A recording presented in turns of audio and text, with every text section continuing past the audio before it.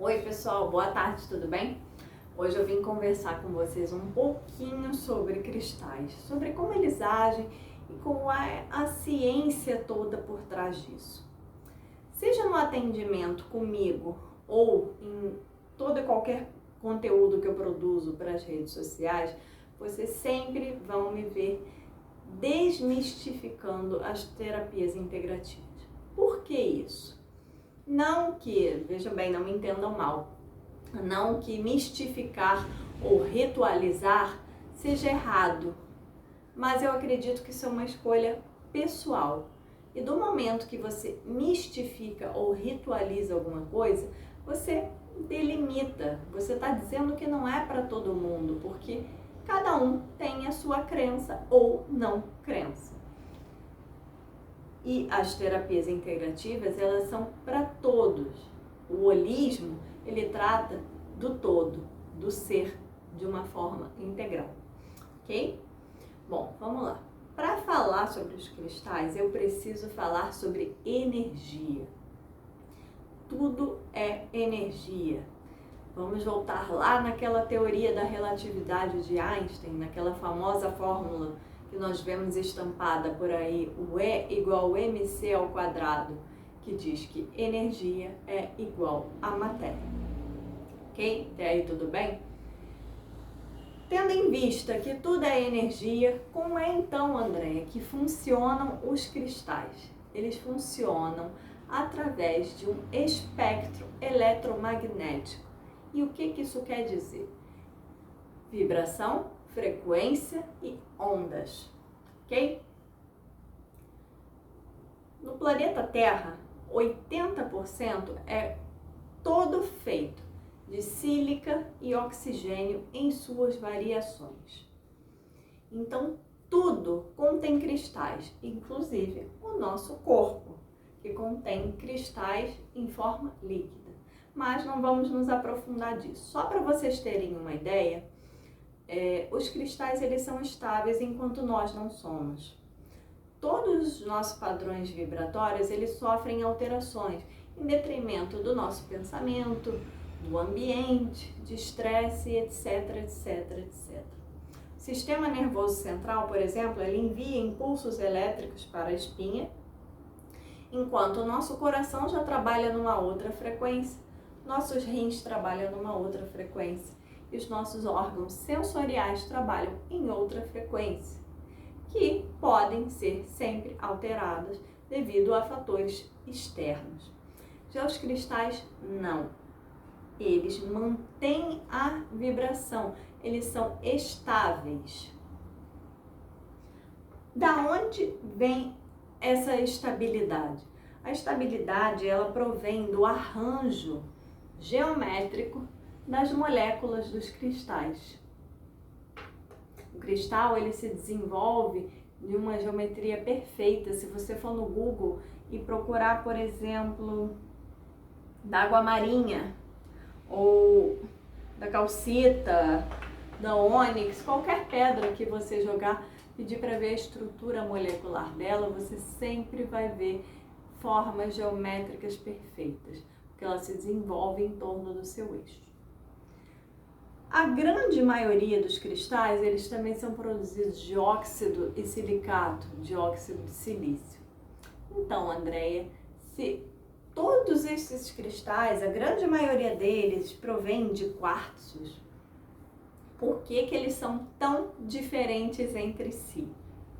A resposta está na cristalização, o arranjo das moléculas com as variações da frequência de luz visível e condições de onde ele se desenvolve.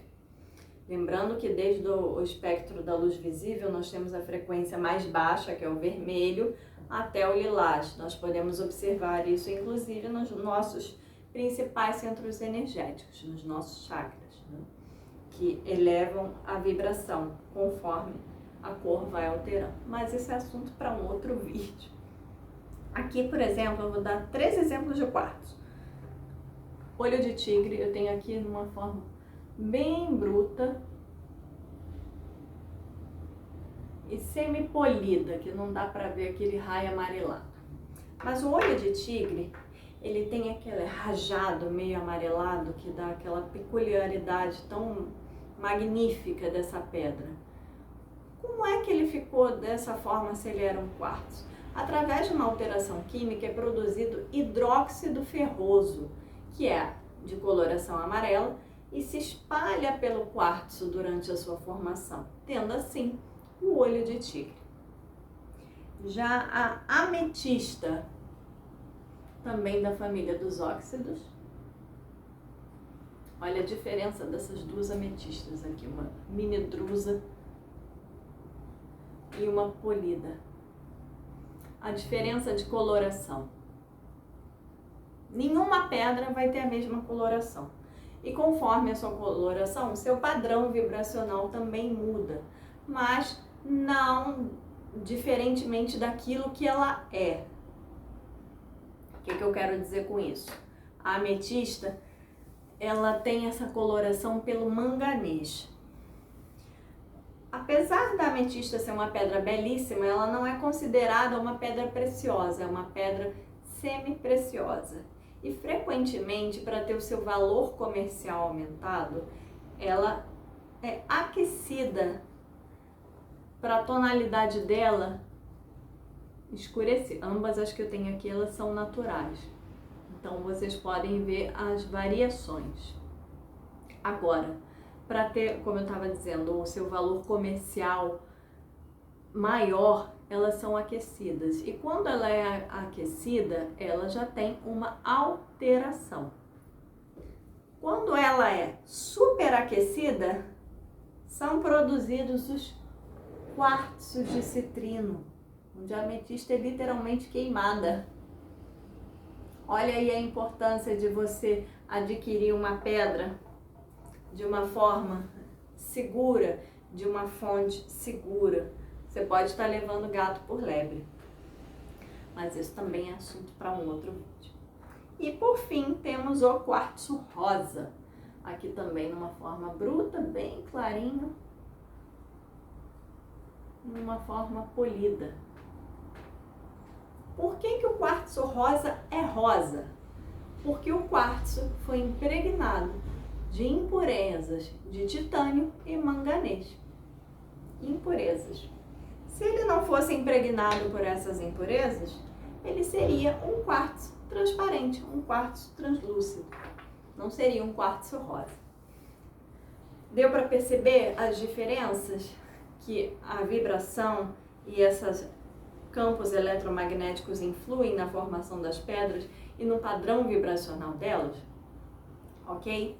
Agora vamos para a parte das pesquisas e dos usos da ciência e da medicina por parte dos quartzos em específico. Os cristais, nós temos que falar que eles são piezoelétricos. O que é essa palavra? Eles produzem energia através de pressão mecânica. Quer dizer que o campo eletromagnético deles é 10 vezes mais capaz de gerar eletricidade. Bem interessante. Eles são usados em equipamentos de ultrassom que produzem energia através deles, através desses cristais. Esses equipamentos eles são usados, por exemplo, para cauterizar feridas e lesões musculares. Alguém aí já fez uma sessão de fisioterapia que precisou usar aquele ultrassom? Então, é uma das formas de apresentação. Outra bem interessante são os dispositivos de LCD. Provavelmente aí na sua casa você tem uma TV de LCD, ou um monitor, ou um computador. O que é o LCD afinal? Liquid Crystal Display. Display de cristal líquido, que é feito de quartzo. Aí eu aposto que pouca gente sabia disso, né? A maior evidência que nós temos do poder do quartzo é o funcionamento do seu chip. Ele não tem nenhuma bateria eletrônica que o alimenta e mesmo assim ele continua armazenando dados. Por quê? Porque o quartzo ele é capaz de acumular, ampliar e emitir energia na forma de íons, o famoso dióxido de sílica, que é usado na fabricação de computadores principalmente. Então, se você está vendo esse vídeo na sua televisão, no seu computador, você provavelmente está me vendo pelo poder do quartzo.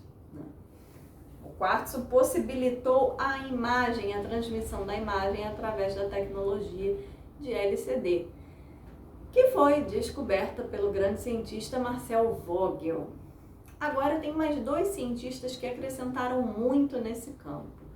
Michael Ginger, que ele tem mais de 25 anos de pesquisas com todo tipo de cristais. Ele publicou um livro que mostrava assim diversas evidências de que apenas só o fato, através de testes, neurais, só o fato de você segurar um cristal na sua mão, só colocar na sua mão, ele já é capaz de produzir alterações no seu campo eletromagnético, alterar as ondas eletromagnéticas.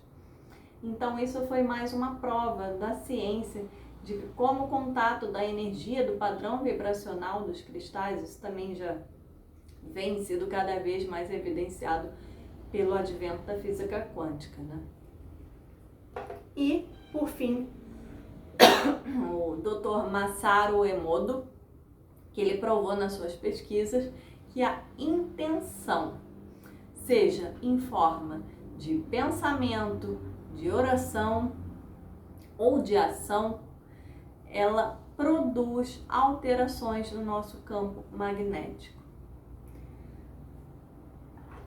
Então, quando muitas pessoas falam sobre programar o uso dos cristais, na realidade, como eles têm a vibração estável, nós estamos programando as nossas intenções, nós estamos programando a nós mesmos. Nós somos o veículo. Bom, acredito que deu para vocês entenderem um pouquinho sobre esse universo. Eu não quero também que o vídeo fique muito longo, muito massivo.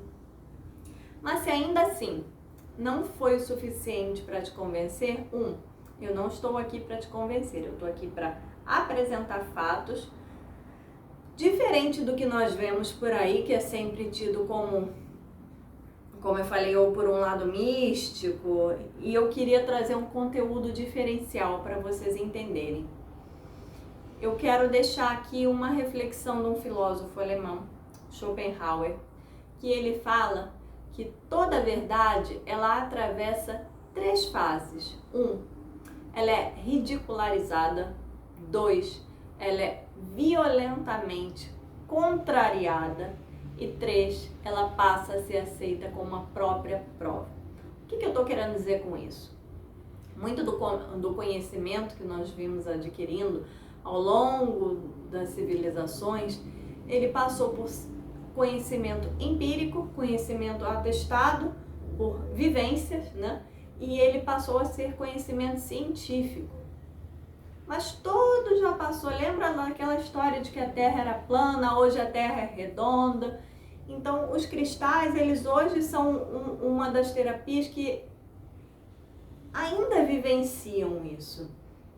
Que as pessoas ridicularizam e acham que é mentira e contrariam. Então, eu quis realmente trazer evidências científicas. Cristaloterapia e as terapias integrativas são para todos.